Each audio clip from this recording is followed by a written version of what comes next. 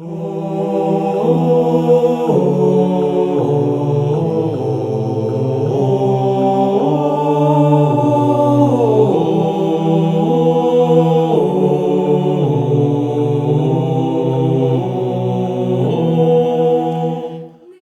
vous ai parlé ainsi, afin qu'en moi, vous ayez la paix.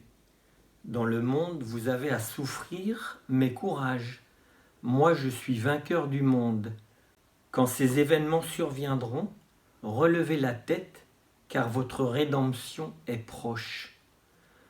Le Dieu de toute grâce, qui vous a appelé en Jésus-Christ à sa gloire éternelle, après que vous aurez souffert un peu de temps, vous perfectionnera lui-même, vous affermira, vous fortifiera, vous rendra inébranlable.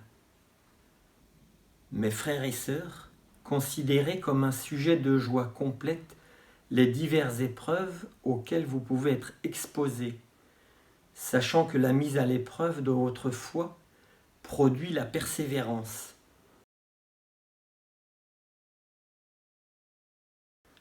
Voici déjà la 4e des 6 étapes dans notre parcours vers Pâques.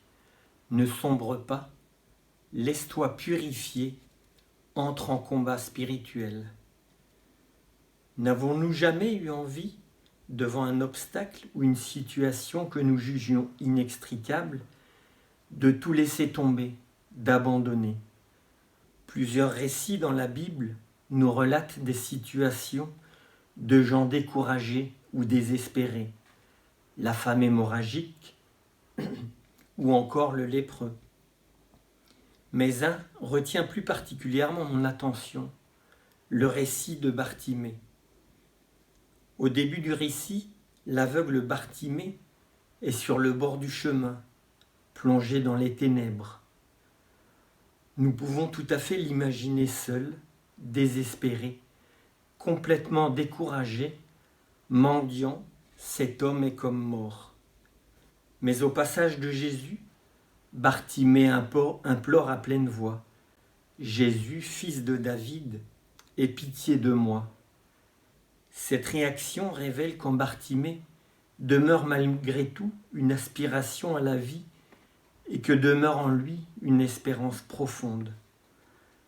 Malgré sa situation, qui peut sembler désespérée, il trouve la force d'interpeller Jésus. Et malgré la foule qui lui demande de se taire, lui se met à crier encore plus fort. Nous voyons là la force de cet homme qui jette toute son énergie pour se faire entendre de Jésus. Et il obtient enfin ce qu'il voulait. Jésus finit par dire « Appelez-le ». La foule qui au début demandait au mendiant de se taire, l'appelle et lui dit « Lève-toi, il t'appelle ». Et l'aveugle, jetant son manteau, bondit et courut vers Jésus. Jésus lui demande « Que veux-tu que je fasse pour toi ?» « Rabouni, que je vois. » Et Jésus lui dit « Va, ta foi t'a sauvé. » Aussitôt, l'homme se mit à voir et il suivait Jésus sur la route.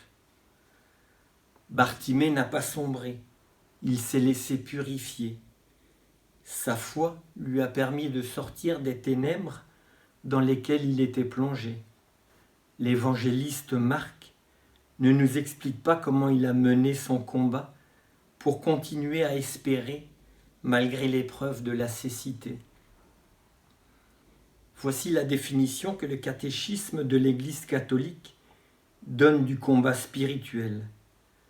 La conversion au Christ, la nouvelle naissance du baptême, le don de l'Esprit Saint, le corps et le sang du Christ reçus en nourriture, nous ont rendus saints et immaculés devant lui.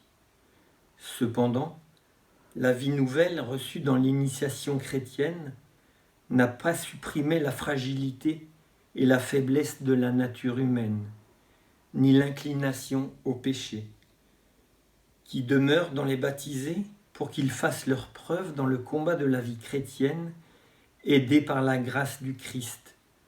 Ce combat est celui de la conversion en vue de la sainteté et de la vie éternelle à laquelle le Seigneur ne cesse de nous appeler.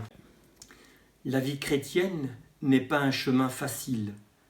Au contraire, nous allons y rencontrer toutes sortes de pièges, d'embûches et d'illusions séductrices pour nous détourner de la vie de prière et de l'union à Dieu.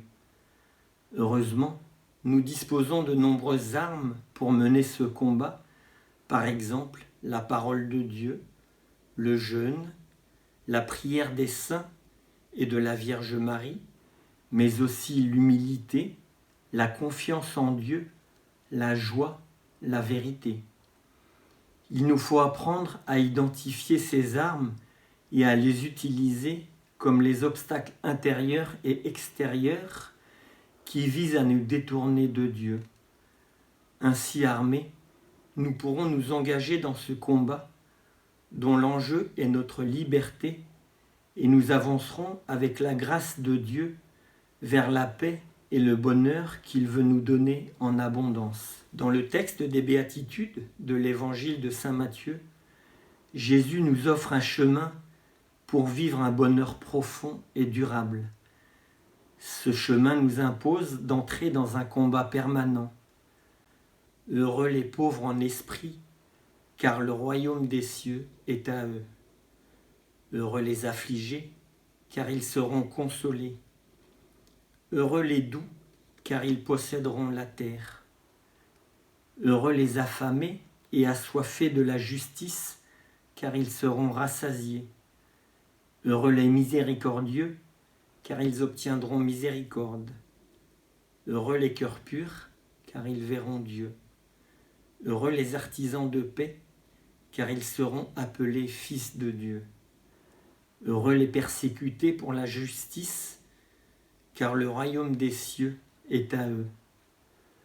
Heureux êtes-vous quand on vous insultera, qu'on vous persécutera et qu'on vous dira faussement contre vous toutes sortes d'infamies à cause de moi. Soyez dans la joie et l'allégresse, car votre récompense sera grande dans les cieux. C'est bien ainsi qu'on a persécuté les prophètes, vos devanciers. Bonne suite à vous dans le carême et bon cheminement.